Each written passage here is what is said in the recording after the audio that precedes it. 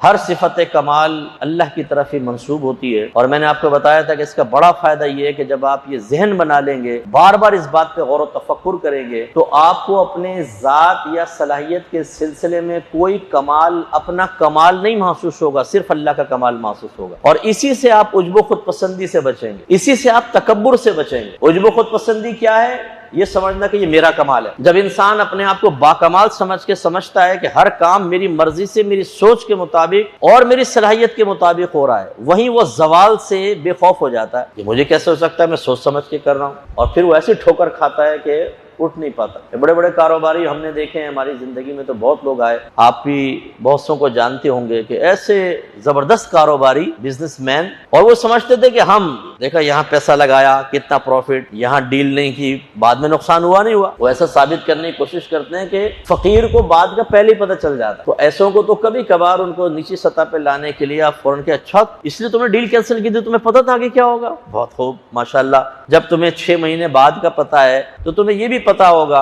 कि आज मैं क्या खाकर आया हूं, बताओ, मेरी जेब में क्या है, बताओ।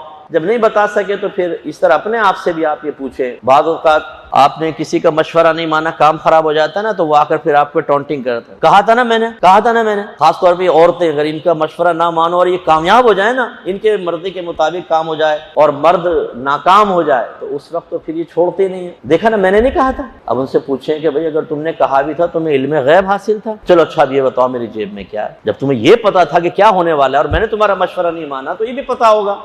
इससे आदमी जरा अपने एक दर्जे में आ जाता है, वरना जिसको आम अल्फाज में कहते हैं औकात से ऊपर चले जाना। एक तो वो खुद पसंदी नहीं होगी, दूसरा तकब्बुर नहीं होगा, किसी को आप हकीर नहीं समझेंगे। या तुम नहीं कर सकते, तुम्हारा भाई ने तो किया है, हमारे भाई ने किया, आज तुम अच्छा मौत को टाल के बताओ जरा, मलकुल मौत अलैहिस्सलाम आए, उनको जरा से भाग के बताओ, नहीं कर सकते। अल्लाह के सामने हर एक आजिज है। जब हम पहचान लेंगे कि हर कमाल की निस्बत मेरे रब की तरफ ही करना अफजल और औला है, और वो ही हमें कमाल अता फरमाता है, सलाहियत अता फरमाता है, तो फिर इंसान अपनी औकात में आता है।